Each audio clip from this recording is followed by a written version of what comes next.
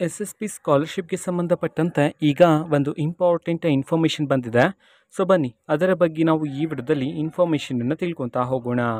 ವಿಡಿಯೋವನ್ನು ಸ್ಟಾರ್ಟ್ ಮಾಡ್ತೀನಿ. ಅದಕ್ಕಿಂತ ಮೊದಲು ನೀವಿನ್ನೂ ನಮ್ಮ ಚಾನೆಲನ್ನು ಸಬ್ಸ್ಕ್ರೈಬ್ ಮಾಡದೇ ಇದ್ದರೆ ಈ ಕೂಡಲೇ ಸಬ್ಸ್ಕ್ರೈಬ್ ಮಾಡ್ಕೊಳ್ಳಿ. ಈಗ ನಾವು ಇನ್ಫಾರ್ಮೇಷನನ್ನು ತಿಳ್ಕೊತಾ ಹೋಗೋಣ. ಹಿಂದುಳಿದ ಕಲ್ಯಾಣ ಇಲಾಖೆ ಕಡೆಯಿಂದ ಈಗ ಲಾಸ್ಟ್ ಡೇಟನ್ನು ತಿಳಿಸಿರ್ತಕ್ಕಂಥದ್ದು ನೀವೀಗ ಸ್ಕ್ರೀನ್ ಮೇಲೆ ನೋಡ್ತಿದ್ರಾ. ಹಿಂದುಳಿದ ಕಲ್ಯಾಣ ಇಲಾಖೆಯ ಮೆಟ್ರಿಕ್ ನಂತರದ ವಿದ್ಯಾರ್ಥಿ ವೇತನಕ್ಕೆ ಅರ್ಜಿ ಸಲ್ಲಿಸಲು ಕೊನೆಯ ದಿನಾಂಕ 30/9/2025 ಅಂತಂದರೆ ಇದೇ ತಿಂಗಳು 30ನೇ ತಾರೀಕು ಲಾಸ್ಟ್ ಡೇಟ್ ಆಗಿರುತ್ತೆ ಅಪ್ಲಿಕೇಶನ್ ಹಾಕೋದಕ್ಕಂತ ಹೇಳಿ ಈ ಒಂದು ಇನ್ಫಾರ್ಮೇಷನನ್ನು ನಮ್ಮ SSP ಕಡೆಯಿಂದ ತಿಳಿಸಿರ್ತಕ್ಕಂಥದ್ದು. ಸೊ ಲಾಸ್ಟ್ ಡೇಟು ಎಕ್ಸ್ಟೆಂಡ್ ಆಗ್ತಕ್ಕಂಥ ಚಾನ್ಸಸ್ ಇದೆ.